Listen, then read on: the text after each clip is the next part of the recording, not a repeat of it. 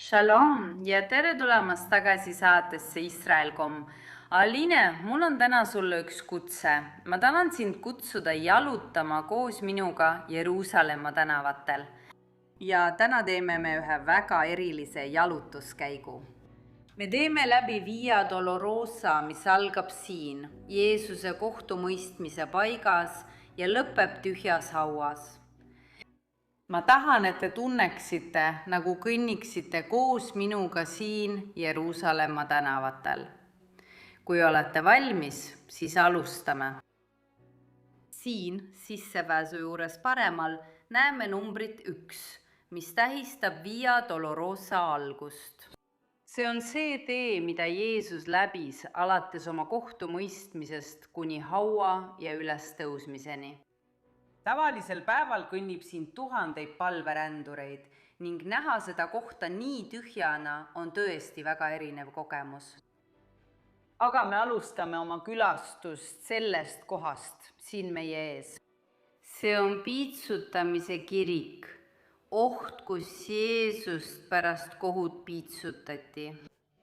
Siin teda piitsutatakse, talle pannakse pähe okas kroon ja selga purpurpunane rüü. Sest kui Pontius Pilatus, Rooma maavalitseja, Jeesuse hukka mõistab, tahab ta mitte ainult Jeesust tappa, vaid teha seda äärmiselt valusal ja alandaval viisil. Ja seetõttu lisab ta palju elemente, mis ei olnud tema varasemate ristilöömiste puhul tavapärased. See hõlmab riideid, okaskrooni, piitsutamist ja ka alandust, kui Jeesus pidi kandma oma risti läbi Jeruusalemma tänavate. Ja kogu see piirkond, mis on Via Dolorosa algus, on koht, kus asus Antonia kindlus. Tohutu kindlus, mille ehitas kuningas Herodes Suur. Roma Marco Antoniusse auks. Ja selle sees toimusid siis Jeesuse üle kohut mõistmine, tema hukkamõistmine ja piitsutamine. Ja viimane asi, mis kindluse sees veel juhtus, oli koht, kus Jeesus sai risti, mida me varsti näeme. Ja algsest kindlusest on vähe alles jäänud. Üks väheseid asju, mida me veel näha saame, on see konkreetne põranda osa, mis tõesti on 2000 aastat vana. Ning ka mõned arheoloogiliste kaevamiste osad, mis asuvad allpool. Siin on maa-alune ala, kuhu saab sisse minna, mis hetkel on suletud, kuid jah, me leidsime veel mõned kindluse osad mõne meetri sügavuselt. Ja nüüd, me läheme sisse risti vastuvõtmise paika. See kirik ehitati selle koha peale Antonia kindluse sisse, mida peetakse risti vastuvõtmise paigaks. Ja siit läheb ta kogu tee Golgatani koos ristiga. Ja seetõttu nimetatakse seda teed Via Dolorosaks, mis tähendab valuteed, Via Crucis, ristiteed või Via Sacraks, pühateed. See tähendab, et need on erinevad nimed samale teele ja me läbime selle kõik koos praegu.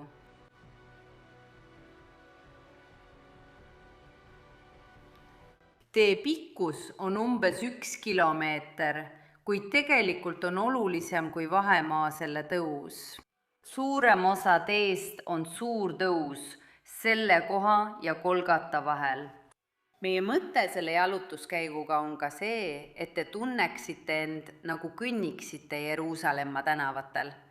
Kuuleksite natuke tänavamüra ja näeksite, milline linn tänapäeval välja näeb.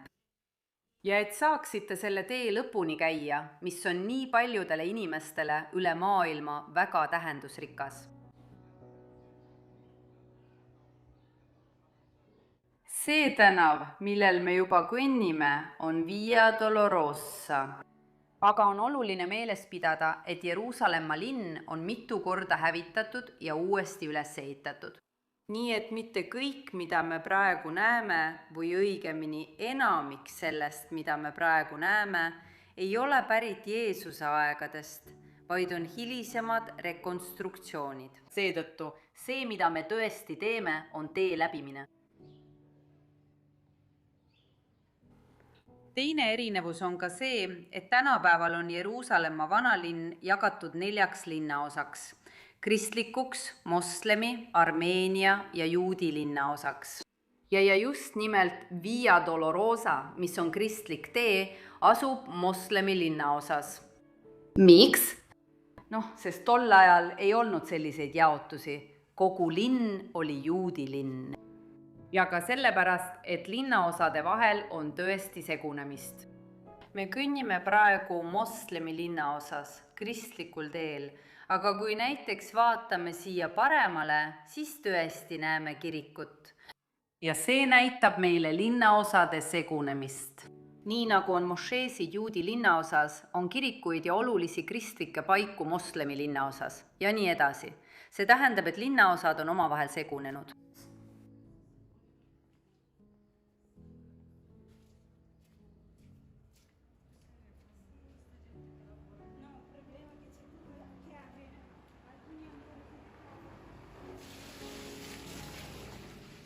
Aga üks asi, mis pole muutunud, on linna värv.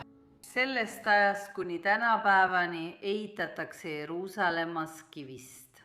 Ja kohalikul kivil on selline värv, et päikese käes tunduks see mõnikord veidi kuldne. See kivi on lubjakivi ja annab linnale selle värvi kuni tänapäevani.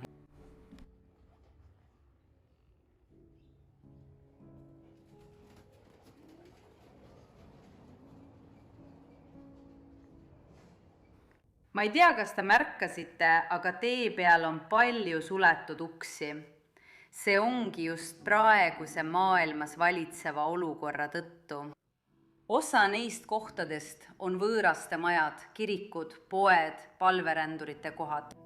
Ja seetõttu, kuna Iisraeli piirid on siiani veel suletud, pole osa neist kohtadest samuti veel taas avatud. Aga tavalisel päeval on Via Dolorosa tänaval palju rohkem liikumist kui praegu, nagu te näete.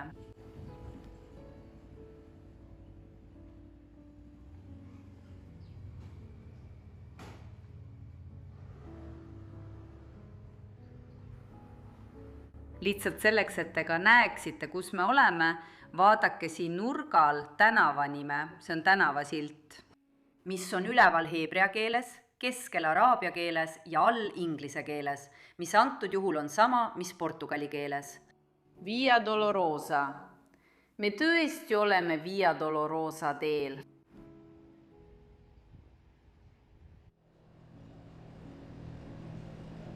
Ja nüüd oleme jõudnud väga olulisse punkti sellel teel, kuid samal ajal ka veidi vastuolulisse. Siin jaguneb Via Dolorosa 2. Enamik arheolooge, ajaloolasi ja teolooge nõustub, et Jeesuse üle mõisteti kohut Antoonia kindluses, kus me oma teekonda alustasime. Aga see kulgeb edasi Golgatani ja tühja hauani ning sellega ei ole kõik nõus. Jeruusalemmas on 2 kohta, mis võivad olla see paik, kus see sündmus tegelikult aset leidis. Täna liigume selles suunas ja kõnnime siit kuni paigani, mida tuntakse kui aiahaud. Aga kui me liigume siit edasi, pöörame pärast paremale ja jätkame kõndimist, jõuame ka Püha Haua kirikuni, mis on teine traditsioon Jeruusalemmas. Jätame teile siia mõlemad valikud, kallid. Teid on kutsutud meiega koos kõndima kuni Hauaiaani.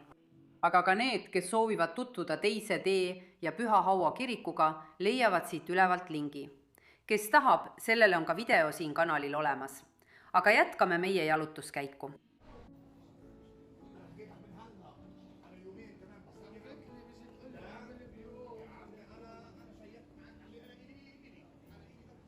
Iga kord, kui ma käin palveränduritega mööda Via Dolorosat, üllatuvad inimesed alati, nähes nii palju kaubandust. See piirkond, kus me praegu kõnnime, on täis kaubandust, eriti kohalikku kaubandust. Araabia elanikkond tuleb siia kõike ostma, nagu te näete. Aga ma tahan teile meelde tuletada, et just nii oligi Jeesuse ajal. Pontius Pilatus, Rooma maavalitseja, ei valmistanud Jeesusele mingit erilist teed, mida mööda kõndida. Ja tõepoolest ta sunnib Jeesust kõndima Jeruusalemma tänavatel, turgude ees, koolide ees, keskuste ees, mis on täis inimesi, et võimalikult paljud näeksid tema alandust. Ja seetõttu siia jõudes ja nähes tänavaid nii rahvarohketena, nii paljude inimestega möödumas, see on rohkem sarnane 2000 aasta taguse reaalsusega kui mõnikord Hollywoodi filmides nähtuga. Ja Ameerika filmides, kus on see suur teekond, ei olnud punast vaipa, vaid mõte oli selles, et Jeruusalemma elanikud näeksid Jeesuse kannatusi ja alandust.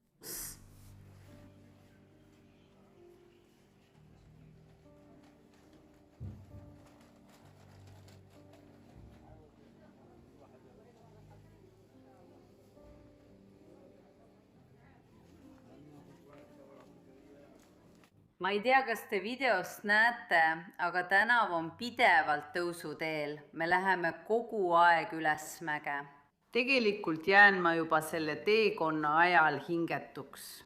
Ja see näitab meile tõesti, kui raske see tee tegelikult on.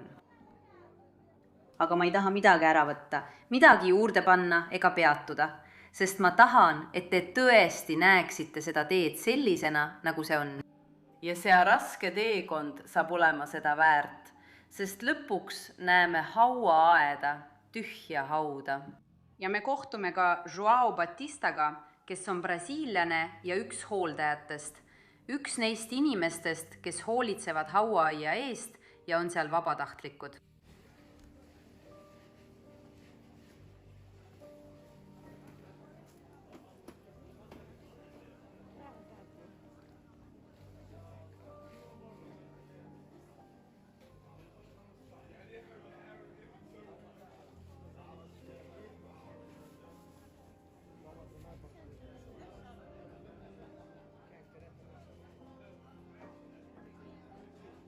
Ja juba taustal näeme ühte kaart. See on linnamüür ja see on Damaskuse värav, üks Jeruusalemma vanalinna 8 väravast. Ja värava nimi on selline, sest siit algas tee, mis viis Damaskuse linna. Ning sellepärast on ka teisi väravaid, näiteks Jaffa värav, mis viib Jaffasse. Seda väravat nimetame portugali keeles Damaskuse väravaks. Kuid heebrea keeles on selle nimi Shaar Shem ehk Sichemi värav. Sest siit algab ka tee, mis viib Piibli linna Sichemi, kus on maetud Joosep Egiptusest ja kus Jeesus kohtub samaarlannaga.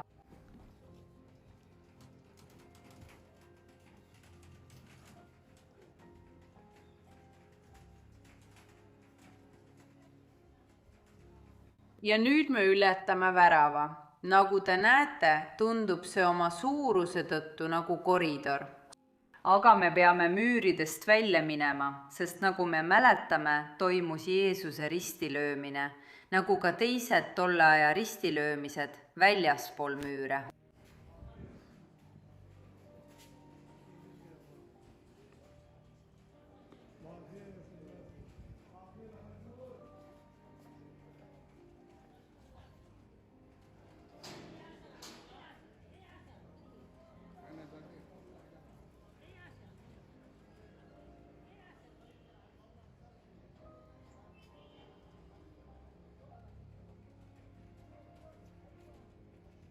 Ja nüüd väljaspool müüre oleme me Jeruusalemma uues linnas, mille enamik hooneid on ehitatud alates 1860 aastast.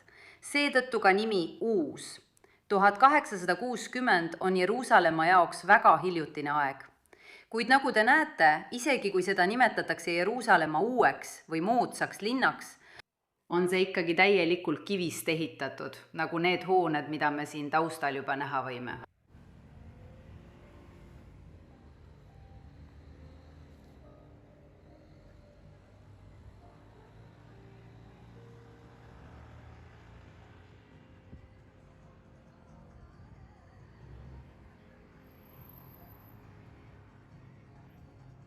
ja nüüd selle tepiga, millest me just möödusime, on tõusud läbi. Nüüd hakkame kõndima ainult tasasel maal. ja me oleme juba Via Dolorosa lõpuosas. Varsti näete, kuidas me jõuame hauaaeda. Ja ma kasutan seda lõpuosa ära, et teilt küsida, mis teid selle tee juures üllatab? Kas arvasite, et Via Dolorosa on suurem või väiksem? Mida arvate sellest inimeste liikumisest ja kaubandusest? Kommenteerige siia alla, mida te arvate Via Dolorosast ja mis teid kõige rohkem üllatab.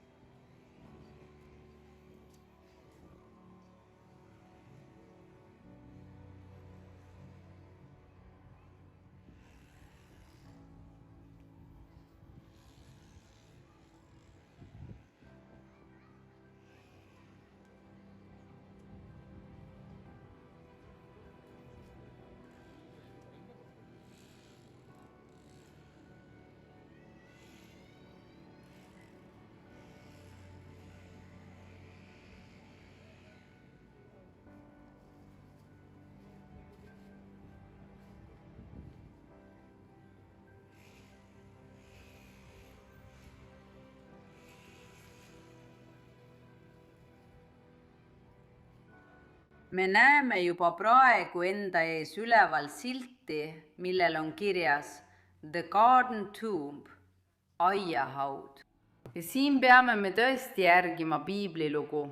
Jeesus risti löödakse viljapuu aia kõrval, mis kuulus mehele nimega Joosep Arimaatiast. Ja selle aia sees oli tal uus hauakamber, mis oli kaljusse raiutud. Ja ta annab selle hauakambri, et Jeesus saaks sinna maetud. Nii et me näeme seda juba 1 minuti pärast. See kompleks, kus ühel pool asub Golgata ja teisel pool on ilus ja imeline aed ning selle aia sees on tühi hauakamber, mis on kivisse raiutud.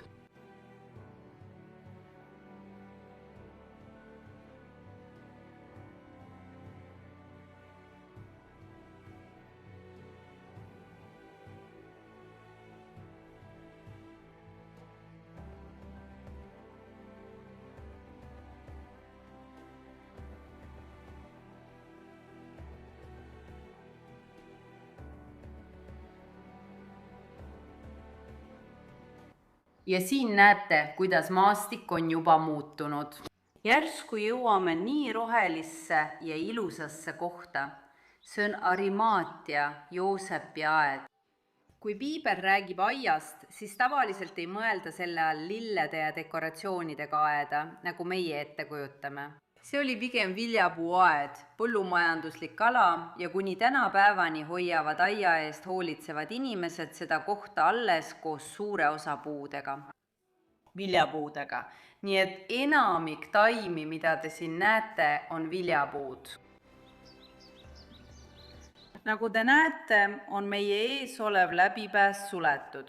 Miks?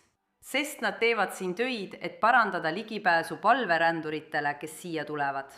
Ja kohe selle ehituse taga, see kivi, mida te taustal näete, see on Golgata.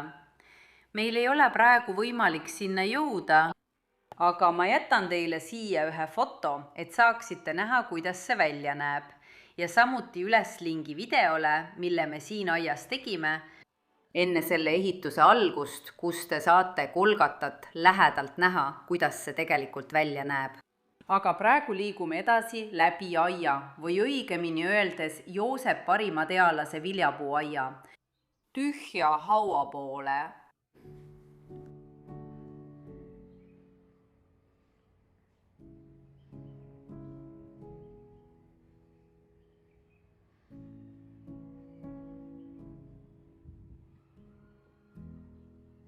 ja nende arheoloogiliste leidude hulgas, mis sellest kohast leiti, on ka tsistern, veereservuaar, mis näitab, et siin oli põllumajanduspiirkond. Nad kasutasid selle reservuaari vett niisutamiseks.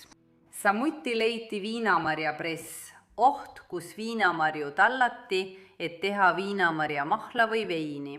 Ja see press näitab meile taas, et tegemist oli põllumajandustootmise piirkonnaga.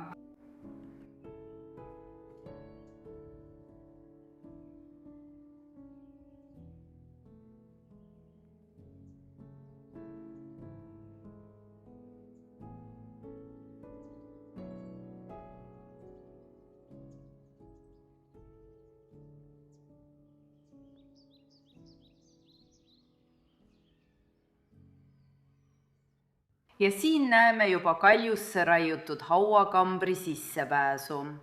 Ja nüüd kohtab meiega Joao Batista, kes on brasiillane ja töötab siin aias vabatahtlikuna ning räägib meile sellest kohast veidi rohkem. Shalom siit hauakambri aiast. Paljud teist juba tunnevad mind siin hauakambri aias, aga teised pole veel saanud võimalust siia tulla. See koht siin on väga eriline paik. Meie kristlaste jaoks räägime siin kohas ristilöömisest ja ülestõusmisest, mis on meie usu alus ja vundament. Ja tutvustame ristilöömise ala, Golgatat, koljuka kohta, aeda, viljapuuaeda, põllumajanduslikku paika ja seda hauda siin, mis võimaldab väga hästi näha, mida piibel ütleb Joosep Arimaatia haua kohta. Nagu te näete, on see suur haud, mis on tehtud kaljusse. Kivi sulges haua suu siin. Siin ees on meil see soon, mis võimaldas kivi veeretada, eks? Ja inimesed lähevad sinna sisse ja vaatavad paremale poole ning näevad kohta, kuhu pandi inimese keha. Nagu piibel selgelt ütleb, tulid naised tol hommikul Jeesuse keha ette valmistama. Kui nad lähevad hauakambrisse ja vaatavad paremale poole, näevad nad ainult linu, Jeesuse keha ümber olnud kangaid. Seega tahan ma sind kutsuda pühale maale tulema ja seda paika siin külastama. Meie jaoks on väga kurb näha, et see koht on seisma jäänud. Praegu pole turiste, juba 1,5 aastat on nii olnud. Seega, kutse sulle, tule avasta püha maa, õpi rohkem piibli kohta, kõnni seal, kus Jeesus kõndis ning osale õhtusöögil ja koosviibimisel siin hauaaias. Seega, shalom siit Jeruusalemmast, tere tulemast hauaaeda ja tule külastama seda hauda, mis meil siin aias on. Ja koos läheme hauakambrisse sisse. Kuid sees olles ma ei räägi, et saaksite seda paika rahulikult nautida.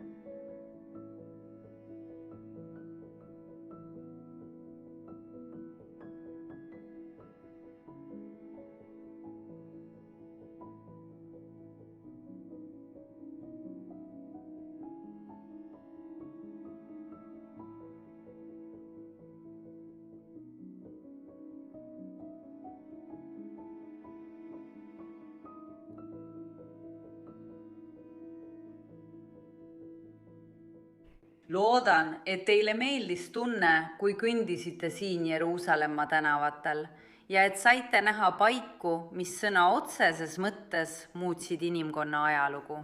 Ärge unustage siia kanalile tellimust panna ning samuti tellida meie teine kanal, miniisrael.com Aliine. Kalli kõigile ja kohtumiseni järgmisel korral!